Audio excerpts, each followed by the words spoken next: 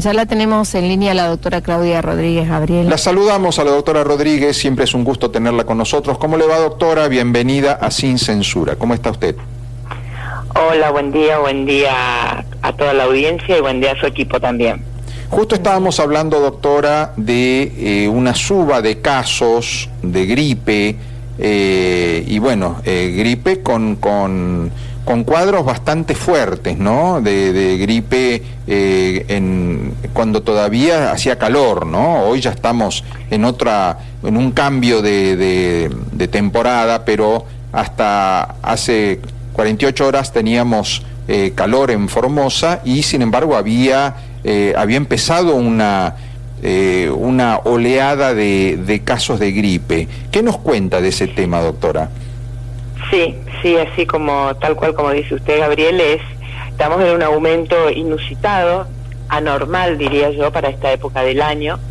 Siempre si bien, eso hay que aclarar, porque el virus influenza, que es el virus que causa la gripe, circula durante todo el año, claro. Tiene picos en una época invernal, que generalmente se da junio, julio, y después vuelve a tener otro piquito más para septiembre, octubre, ¿sí? Son las dos épocas del año donde uno espera el aumento de casos.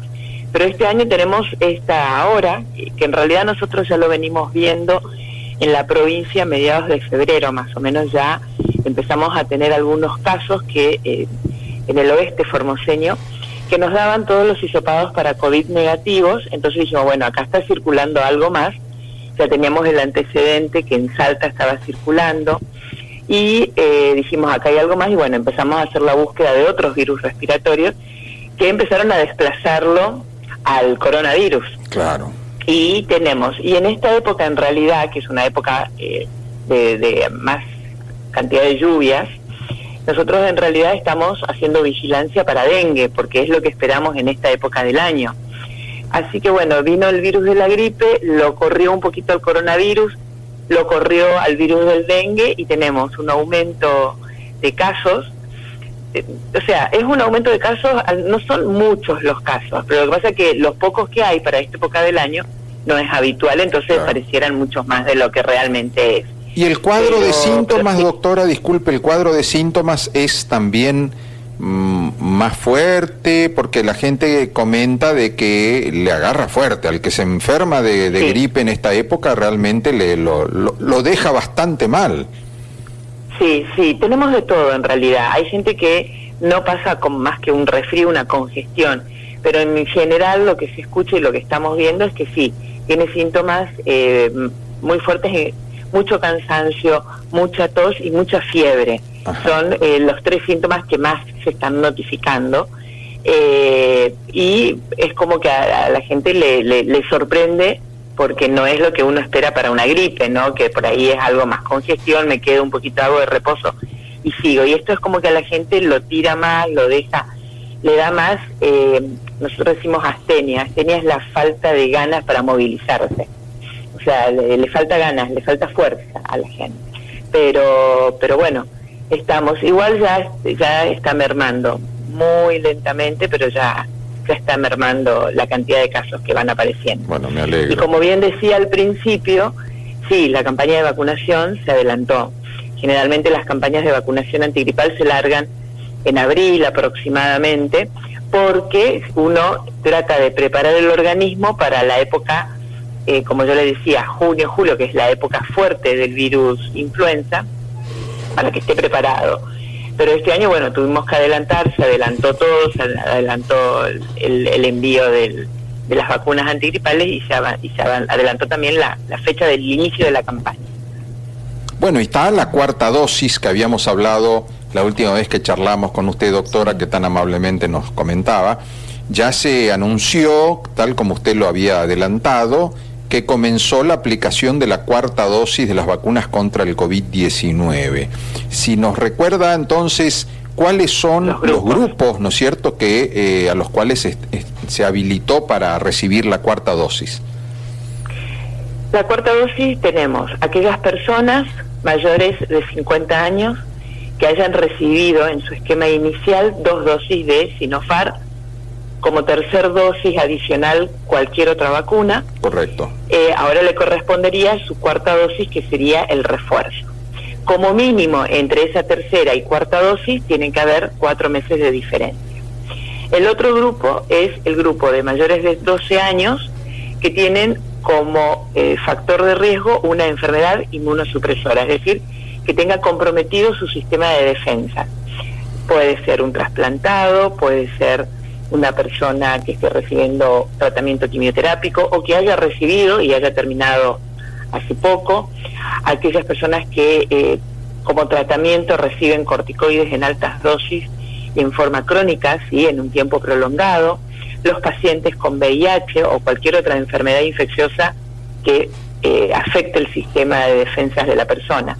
En todos esos grupos, siempre acompañado de un certificado médico que certifique justamente la enfermedad de base que tiene, también le corresponde esta cuarta dosis de refuerzo. Le pregunto, y el otro grupo, para los casos sí, de inmunocomprometidos, ¿no?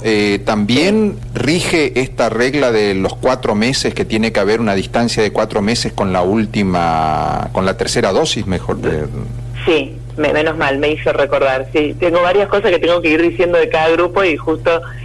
sí, también tiene que pasar 4 meses desde la aplicación de la tercera dosis. Ajá. Y el último grupo, que no es una indicación sanitaria, ¿sí?, no es por indicación del esquema en sí, sino por una cuestión personal de viaje de la persona, que tenga en su esquema alguna de las vacunas que no están habilitadas en el país donde va a viajar. Claro. Bueno, entonces ahí se puede acercar para colocar la cuarta dosis con el pasaje o con la reserva o con el paquete turístico, claro, donde conste que debe realizar ese viaje a ese país donde no está habilitada alguna de las vacunas que tiene, y va a firmar una declaración, un consentimiento informado, y se le va a colocar la cuarta dosis. Acá sí, el tiempo entre la tercera y la cuarta dosis puede ser de 28 días. Ajá, el mínimo. No es necesario que sea, claro, de 4 meses como exactamente, porque es una condición diferente a la otra, entonces por eso es que en 28 días, claro, se puede colocar esa cuarta dosis. Perfecto. Estos serían los 3 grupos. Sí, Gabriel, buen día, doctora, sí. ¿Cómo le va? Guillermina le habla. Quería consultarle sobre un mensaje que nos envía la gente, que llamaron al 107 para saber dónde se aplicaba la cuarta dosis y le respondieron que en cualquier sala, dice. Querían saber si eso es así, si es correcto. Es correcto, es correcto. Tenemos los 55 vacunatorios permanentes distribuidos en toda la provincia, que son los hospitales y los centros de salud, y acá además el Galpón C de la Costanera. Todos colocan tanto la vacuna contra COVID como la vacuna antigripal. Otro punto importante es, podemos colocar al mismo tiempo la vacuna, o sea, en el mismo momento, la vacuna antigripal junto con la cuarta dosis. Y hoy sabemos que no hay ninguna contraindicación para hacerlo. Entonces, en el mismo momento, si uno quiere completar esquema de su vacuna contra COVID y se vacuna contra el antigripal, en el mismo momento lo puede hacer. Buenísimo. No buenísimo. Hay efecto adverso. Perfecto. Si nos recuerda, doctora, qué grupos humanos, qué grupos etarios o qué grupos... ¿Para quiénes va el antigripal? Claro, es mejor, sí, que necesitarían con mayor prioridad la vacuna antigripal. A ver, son 2 cosas diferentes. Una es a quién estamos aplicando en este momento, o para quién o con quién se comenzó la vacuna antigripal.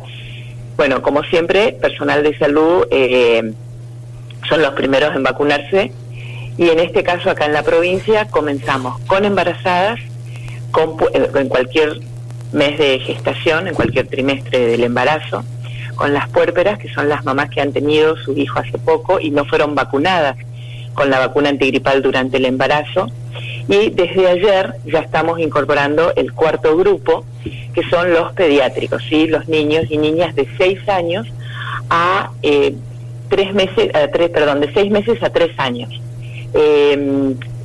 No 3 años cumplidos, ¿sí? Hasta un día antes de cumplir los 3 se puede colocar la vacuna al pediátrico. En estos casos, en ninguno de estos casos necesitamos indicación médica o certificado médico. Con acercarse con su carnet de vacunación y su DNI ya estaría en condiciones de hacerlo. Perfecto. ¿Cuáles son los otros dos grupos que nos quedan pendientes para recibir hasta que no recibamos más dosis de vacuna antigripal? Son los adultos mayores, es decir, los mayores de 65 años, y las personas mayores de 3, partimos de 3 años o más, que tengan factores de riesgo, es decir, puede ser diabéticos, personas con problemas respiratorios, problemas de metabolismo, ¿sí? Siempre que tengan, en este caso, sí, el certificado médico que indique cuál es el factor de riesgo que tiene la persona para poder vacunarse con la vacuna antigripal. Esos serían los dos grupos que nos están faltando, pero yo estimo que es cuestión de días o de a lo sumo semanas para estar recibiendo más dosis para poder ir completando los otros grupos. Y respecto de los chicos con el COVID, ¿cuál sería la vacuna pediátrica de COVID que se está poniendo en Formosa? Están colocando la Moderna o la Pfizer a los grupos, a los menores de 12 años, digamos, ¿sí? La Moderna o la Pfizer, cualquiera de esas dos son las que se aplican en niños y adolescentes, digamos. Correcto.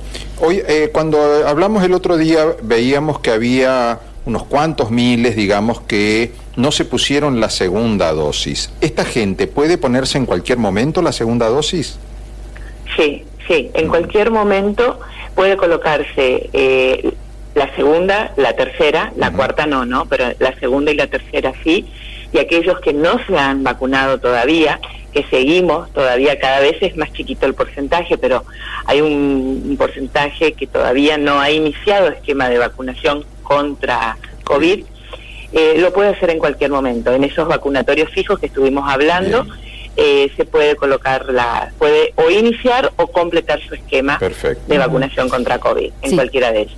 Hay otra consulta que le quiero hacer a la doctora para que llegue un poquito la información a la ciudadanía. Cuando tuvimos COVID es como que todos nos alarmamos, todos nos asustamos, llegaron las vacunas, todos queríamos urgente la vacuna. Ahora está la vacuna de la gripe y conozco casos de cerca de que los ha tratado muy mal, como decía Gabriel, incluso hasta con neumonía. ¿Qué conciencia debe tomar el ciudadano cuando tiene un estado gripal? Porque generalmente decimos es una gripe y le restamos la importancia. ¿Qué debe hacer? ¿Debe esperar? ¿Debe dejar pasar? Generalmente nosotros a veces, muchos, me incluyo, nos automedicamos, que tomamos un jugo de naranja, que toma vitamina C, que hacete este remedio, y así la llevamos hasta que llega un momento que estamos en un cuadro de que el cuerpo te pide, exacto. Y hay veces que es tarde y nos pasa factura. Bueno, ¿cuáles serían las recomendaciones ante estas situaciones? Ante esas situaciones siempre lo primero que hay que hacer es consultar al médico, más si sabemos que tenemos alguna enfermedad de base que puede llegar a complicar aún más el cuadro. Primero para que el médico le indique el tratamiento adecuado y no empecemos a tomar y a probar, como decís vos, más por nuestra idiosincrasia, que empezamos a tomar cuanto yuyo nos digan, lastimosamente, ¿no? No digo que los yuyos sean malos, pero no sabemos qué cantidad, qué dosis ponemos, ¿sí? Y la verdad, uno ve intoxicaciones por todo este folclore que tenemos, ¿no? De yuyos. No digo que sean malos ni no tomarlos, ¿sí? Pero no es lo mismo que tomar un comprimido que vos sabés la cantidad de la droga que estás tomando. Entonces, por eso es importante consultar al médico ante los primeros síntomas. El médico le va a indicar el tratamiento, seguramente le va a hacer el diagnóstico para certificar lo que está pensando que puede tener, y si por ahí es quedarse ante los síntomas, quedarse en la casa, tratar de mantener las medidas, el uso del barbijo, aunque sea para no contagiar al resto del grupo familiar, mantener la distancia, ventilar los ambientes y hacer reposo. El cuerpo pide que te quedes quieto un poquito como para ese decaimiento, esa intolerancia que tiene uno, pueda pasar lo más rápido posible. Pero siempre depende del estado inmunológico, es decir, de tus defensas, cómo estás para pasar esa enfermedad infecciosa. Pero lo primero que tenemos que hacer es consultar al médico y no automedicarnos, que es difícil, porque me incluyo porque todos hacemos y por ahí no le restamos importancia, ¿no? Pero doctora, la consulta al médico es muy importante. Seguro, y creo que si algo nos quedó positivo de esta larga campaña contra el COVID de 2 años, fue concientizarnos sobre cómo se puede complicar cualquier enfermedad que afecte los pulmones, cómo se puede complicar con las enfermedades preexistentes, ¿no? Los cuadros de comorbilidad, sobre todo porque tomamos conciencia en nuestra provincia, en la zona nuestra, donde hay mucha, digamos, hay obesidad, hay cuadros de hipertensión, hay cuadros de, diabetes y todos estos enfermedades que de pronto cuando entra el virus, ya sea del COVID o de la gripe, se puede convertir en una complicación fatal. Sí, de hecho, en nuestra primera ola, el estudio de mortalidad que hicimos, observamos que tuvimos una amplia gama de comorbilidades, ¿sí? Siempre las más usuales son las que usted nombró: hipertensión, obesidad y diabetes. Y en nuestro caso, la mayor cantidad de fallecidos, el primer motivo o la primera causa de morbilidad de enfermedad de base que tenía era la obesidad, nosotros, obesidad e hipertensión. Y en tercer lugar, diabetes. Y después teníamos, que uno esperaba por ahí, EPOC, que es la enfermedad pulmonar obstructiva crónica. Claro, sí. No fue entre las más habituales. De todas las comorbilidades, los fallecimientos fueron más vistos en obesos y en hipertensos, ¿sí? O sea, que es lo que coincidía un poquito con a nivel nacional. Sería bueno que, digamos, nos quede como saldo positivo, si algún saldo positivo puede quedar de una crisis de salud tan importante como sufrió el mundo en estos 2 años, una mayor concientización, ¿no?, sobre la conveniencia de controlar estos problemas que son crónicos, ¿no?, en la población y ya incluso aceptados muchas veces como una cuestión cultural, esto de la obesidad, ¿no?, por ejemplo. Exactamente, sí, que todo hay que controlarlo, no dejarlo que libremente que se comporte, porque y más en la diabetes, ¿no?, que es una enfermedad muy silenciosa, igual que la hipertensión. Son enfermedades silenciosas que uno no se da cuenta, pero el cuadro sigue avanzando y después ya llegan las complicaciones y es mucho más difícil tratarlo. Pero yo creo que una de las cosas, como usted dijo, que dejó esta pandemia fue tomar conciencia, no solo de eso, sino de la importancia de esas medidas sanitarias como el lavado de manos frecuente, el uso del barbijo, el distanciamiento, porque uno ve en la cola del supermercado, en la cola para cobrar, que hay gente que aún que ya estamos más relajados, ¿no?, sigue manteniendo la distancia, sigue colocándose el barbijo. Claro. Y que no estamos solamente, en este caso, fíjese, no estamos solamente previniendo coronavirus, sino también el virus de la gripe, claro, porque comparten la misma vía de transmisión. Entonces, es como que la gente todavía, si bien hay mucha que se ha relajado, pero es como que tomó más conciencia de la importancia. Son 3 o 4 medidas sanitarias, sí. De la importancia de cumplirlas, porque no solo previene esto, sino que previene otras enfermedades. Sí. Respiratoria. Antes del COVID veíamos, por ejemplo, culturas como la japonesa, los chinos, que ni un chico con un resfrío ya sale a la calle con su barbijo, ¿no es cierto? Es decir, es algo socialmente, hay una presión social para que uno se cuide y cuide a los demás cuando uno tiene la sospecha de tener una enfermedad transmisible, ¿no?, de esa clase. Nosotros antes no lo hacíamos. Exactamente. Es lo que yo siempre decía cuando estábamos tanto en la ola del año pasado como en esta.